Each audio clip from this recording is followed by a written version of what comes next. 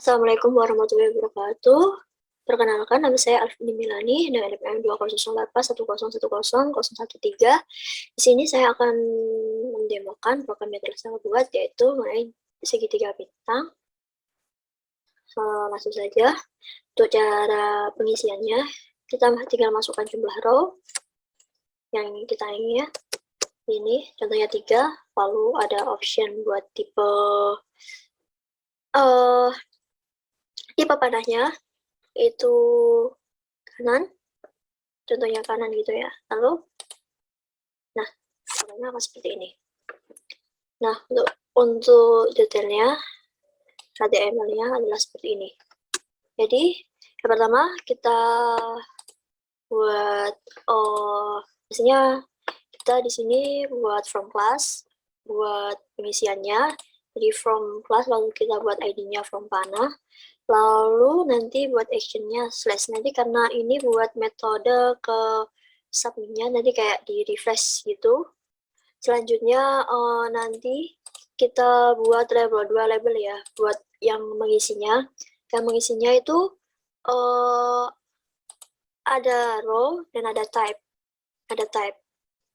Nah, untuk di row sendiri, nanti di inputannya itu ada number, ada row, nama ID-nya row, terus ada name, splash ordernya jumlah row, dan required. Required ini artinya row, label row itu harus diisi. Kalau tidak diisi, itu dia akan seperti ini. Contohnya kayak gini, kayak kita cuma isi option. Nih, jadi kayak harus diisi gitu. Required, ada harus diisi. Selanjutnya buat label tab ini kita tulis tipe panahnya. Lalu untuk namanya ada tip, terus kita masukin lagi select, ada type, ada namanya type, ID-nya type, terus required, jadi harus juga diisi. Lalu ada option value, nanti sini ada selection disable, jadi ini tidak bisa diseleksi, tidak bisa dipilih, itu ya, kita hanya memberi kata nama option. Jadi kayak katanya itu kayak ini tapi nggak bisa dipilih gitu ya, nggak bisa dipilih, hanya option saja. Lanjut, kita buat option lagi, yaitu kanan, kiri, atas, bawah. Kita pakai value, jadi nanti kita biar bisa mengisinya sesuai dengan nanti apa yang diprogramkan kayak gitu. Lanjut ke button, yaitu di submit-nya. Kita buat button, tab-nya submit gitu, buat button. Lalu yang terakhir, kita buat form. Yang terakhir buat output-nya, kita buat output hidden. Di output hidden, karena saya pengennya di hidden, jadi kayak output-nya itu kayak belum ada dulu. Sebenarnya kalau kita dihapus itu bisa. Gitu, bisa. Jadi kayak gini. Nah, namun karena saya mau hidden dulu, jadi hidden. Gitu, nanti bakal di remove hidden-nya biar tampil output-nya. Kayak gitu. Terus untuk output-nya, nah, balik. Terus kita ke output-nya.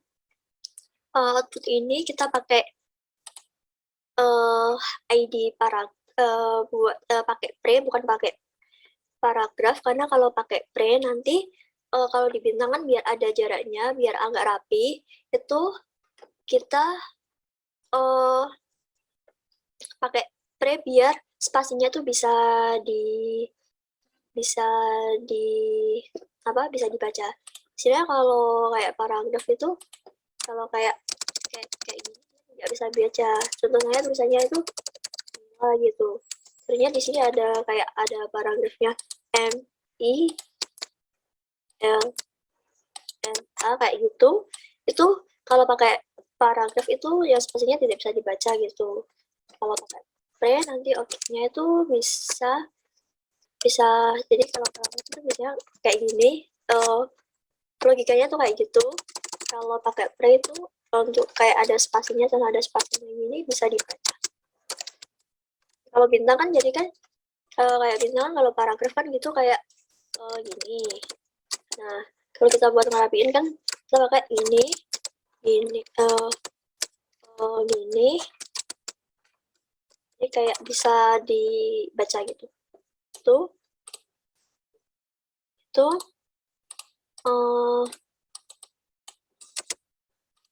setelah itu ke indeks, kita buat script buat indeks, script buat JS-nya, kita masukin nama JavaScript-nya. Ini saya masukin indeks karena kemarin saya terburu-buru ya gitu, jadi saya buat nama terserah gitu, indeks JS, buat nampilin nanti sambungannya. Jadi bisa tersambung sama JavaScript gitu. Nah, selanjutnya itu kita buat indeks JavaScript-nya. Nah, ini kan saya pakai DOM. Kenapa pakai DOM? Karena sebenarnya kalau kita buat web antar mukanya gitu, sebenarnya kita juga ngerender DOM-nya ya. Jadi kayak di kan ada event-nya, terus ada DOM yang event listener itu. Jadi biar nanti DOM sendiri kan dokumen objek model ya. Jadi nanti kalau kita kayak mengatur, memanipulasi kayak gitu, jadi lebih mudah aja gitu kalau kita pakai DOM content. Jadi kita kalau kita mengatur-ngaturnya itu juga lebih enak gitu sih. Itu kurang lebihnya seperti itu buat DOM. Lalu setelah itu, nah kita cara makanya itu kan pasti ini di dokumennya. Jadi di dokumen, kalau di add event listener, nanti kan masuknya yang tadi dimasukkan ke yang tadi, yang ke add event listener gitu. Jadi masukkannya ke yang sini, yang ke event.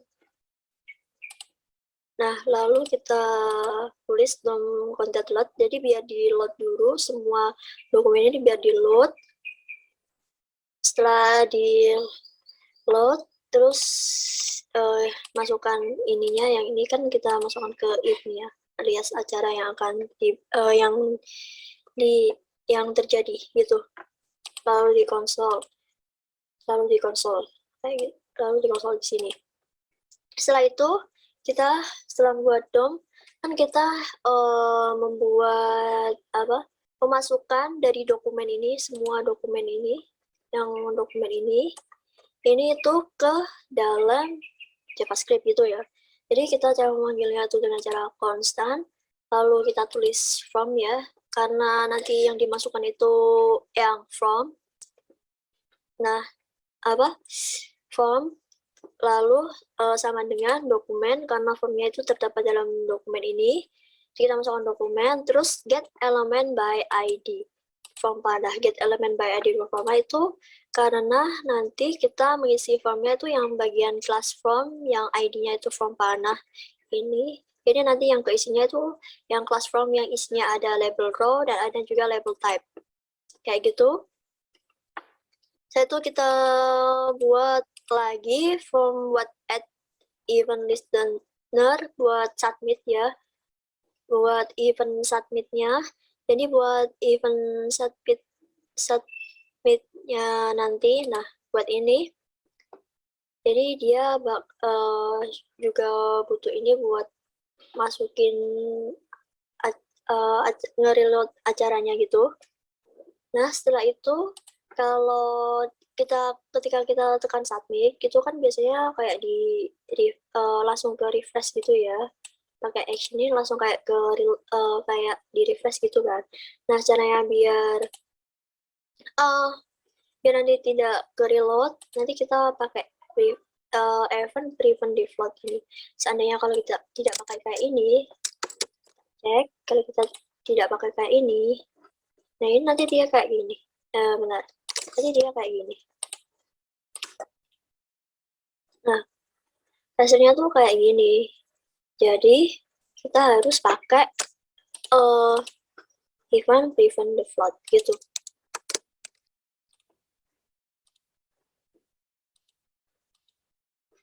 Nah, sebentar.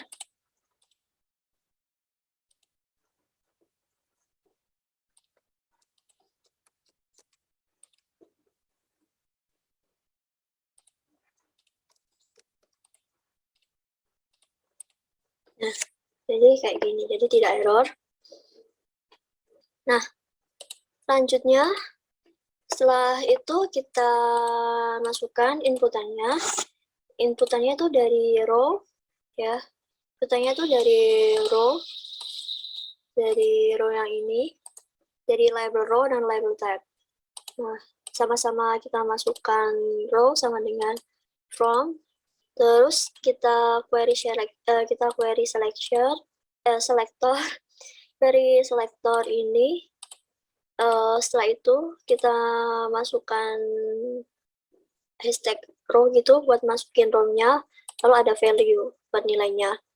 Sama juga untuk yang arah, kita masukkan from, query selector, lalu type, dan value. Nah, ini bedanya kan ada yang plus, ada yang enggak kan.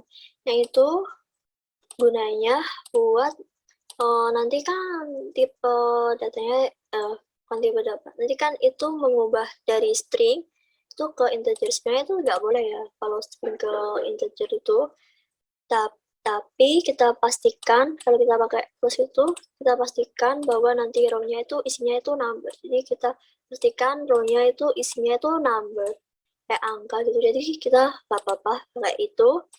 Lalu kita buat batasan. Kalau kayak buat row-nya itu kan kalau sampai tidak terbatas, pasti kan bintangnya juga jelek gitu ya. Jadi kita buat batasan gitu dari angka 1 sampai berapa. Di sini di sini saya tulis angka 1 sampai 20, jadi batasan pengisiannya 1 sampai 20. Jika tidak, maka dia akan jadi kayak memberi peringatan gitu, angkanya harus 1 sampai 10, sampai 20 gitu. Contoh saja, kayak gini, contoh saya kayak gini. Kita pakai 5 gitu ya, pakai option gitu. Ya akan kayak gini. Jadi kayak dia mengharuskan kita mengisinya itu antara angka 1 sampai angka 20 gitu. Nah, setelah itu kita buat ya, kita buat sweet case-nya. Sweet case-nya itu buat arahnya.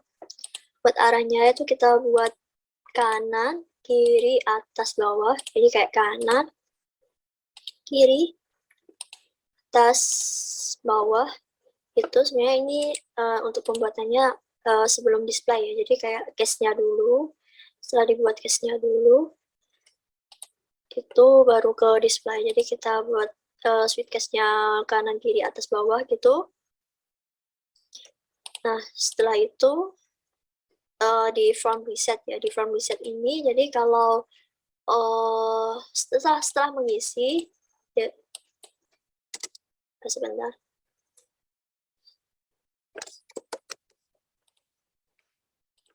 Contohnya kalau setelah mengisi kayak 2 gitu, dia akan terreset sendiri gitu. Nah, kayak gitu. Jadi nanti setelah formnya diisi, dia bakal terreset sendiri gitu. Nah, untuk dongnya udah, lalu kita ke pembuatan bintangnya. Nah, JavaScript sendiri kan, kalau buat pembuatan bintang-bintang gitu kan, bisa sebenarnya dimanipulasi, bisa diubah, bukan dimanipulasi, kayak diubah menjadi caranya tuh lebih mudah gitu ya. Jadi kayak apa ya, pengerjaannya bisa lebih mudah gitu. Jadi kalau untuk yang contoh saja yang kanan ya. Jadi ini kayak mewakili semua sih. Contoh saja untuk yang kanan. Jadi setelah buat Tom, kita buat yang ini dulu, yang kanan dulu, kita buat konstannya yang kanan, kita masukkan yang row-nya, jumlah segitiganya. Setelah itu kita buat variabel arrow-arrow-nya kayak string ya sebenarnya itu. Karena itu kayak string, terus kita masukkan perulangannya. Perulangannya itu kayak gini. Masukkan integernya itu 1. Jika integer itu lebih kecil daripada row, maka lebih kecil dari row maka ditambahkan 1, lalu incrementnya plus gitu. Nah, ini untuk yang ini adalah untuk pembuatan bintangnya, gitu. Jadi ini untuk pembuatan bintangnya gitu.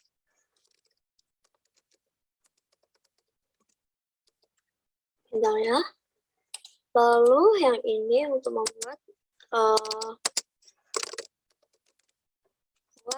speech. Kalau kayak bintang kan pasti kan iya kotak, terus ada yang garis yang apa? Yang spasinya itu kan, buat spasinya gitu. Sebenarnya ini bisa diubah-ubah ya. Row main I, terus ada repeat I. Nah ini jadi kayak pengulangnya itu langsung membuat ya. Nah ini buat dua for karena nanti kan bintangnya ke kanan gitu ya. Kalau kita cuma pakai 1 itu hasilnya bakal kayak gini. Nah contoh saya kayak gini. Jumlahnya 3. Berapa? 5 gitu ya. Hasilnya kanan. Hasilnya bakal kayak gini. Jadi kita buat perulangannya. Jadi kayak buat 2 perulangan gitu. Nah, kalau ke kanan, jadi nanti kita tinggal dibalik saja ya. Tinggal dibalik gitu. Jadi yang row satunya itu yang di atas, lalu tuh repeatnya itu yang bagian bawah. Jadi dia hasilnya seperti ini.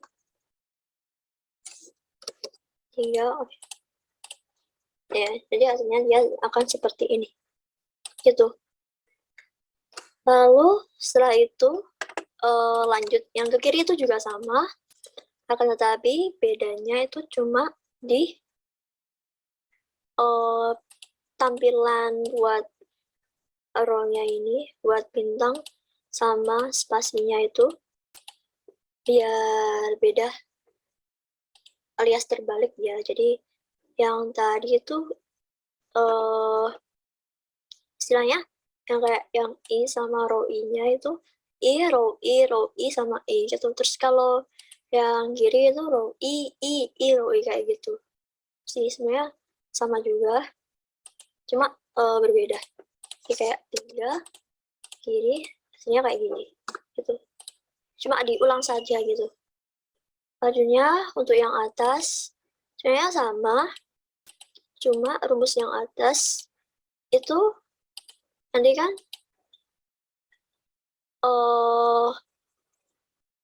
yang kalau yang tadi yang atas itu cuma sebenarnya diubah-ubah gitu ya, yang ini yang buat spasinya, terus yang ini yang ngebuat bintangnya gitu.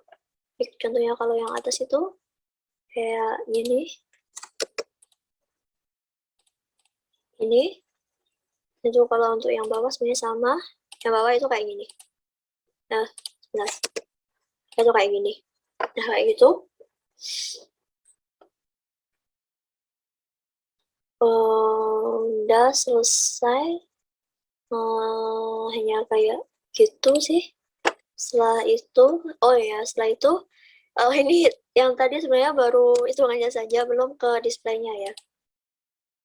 Ke displaynya kita buat konstan buat display, kita masukkan row, lalu create a row, what parameternya ada row sama create a row gitu. Terus kita masukkan variabel outputnya dan juga variabel paragrafnya gitu. Untuk variabel outputnya kita kita sama dengan yaitu berasal dari dokumen, lalu ke get element by id di outputnya. Saya itu kan outputnya kan tadi kan hidden kan, jadi yang di sini kan hidden.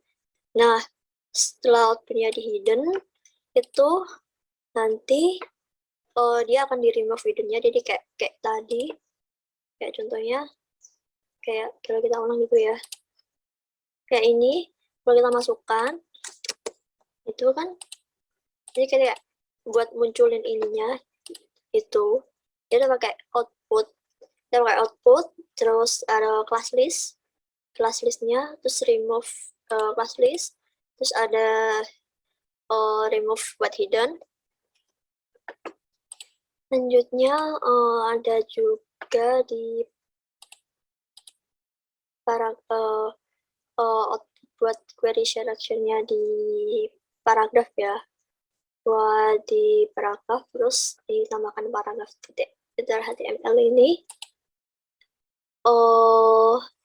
Buat spasinya, terus selesai.